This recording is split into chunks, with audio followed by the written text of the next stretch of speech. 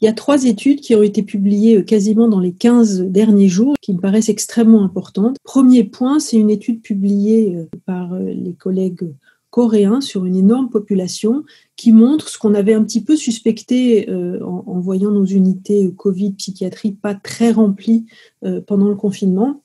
Il montre qu'il y a le même risque pour des personnes atteintes de maladies psychiatriques d'être infectées par le Covid que la population générale. 3% de personnes avec pathologie psychiatrique infectées versus 3,3% sans pathologie psychiatrique, donc un risque identique, alors même qu'on sait que nos patients peuvent quelquefois être moins vigilants par rapport à un certain nombre de gestes barrières. Néanmoins, ils ne sont pas plus infectés que les autres, ce qui ne veut pas dire qu'il ne faut pas respecter les gestes barrières, bien sûr.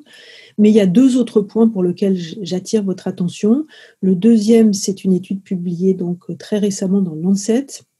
et qui montre que pour une période suivie les 6 premiers mois de l'année, les patients porteurs de pathologies psychiatriques sévères, troubles bipolaires et schizophrénie, avec donc infectés par le Covid, ont 2 fois plus de risques de développer une forme grave de Covid. Donc, ils ne sont pas plus fréquemment atteints, mais quand ils attrapent l'infection, quand ils tombent malades, ils ont beaucoup plus de chances, pour toute une série de raisons, de développer une pathologie, une forme grave de Covid. Et il faut l'avoir en tête pour pouvoir vraiment prendre en charge correctement sur le plan médical ces patients. Et c'est probablement le lien avec la 3e étude qui a été publiée aux États-Unis dans le JAMA, là aussi très récemment, et qui montre que les patients qui ont une pathologie psychiatrique préexistante et qui ont attrapé le Covid ont un risque de mortalité plus élevé que ceux qui n'ont pas de pathologie psychiatrique,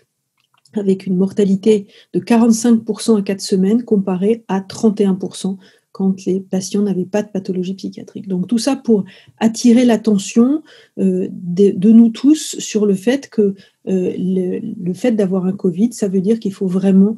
prendre contact avec le monde médical pour que les patients soient suivis, pris en charge avec beaucoup de sérieux et d'attention.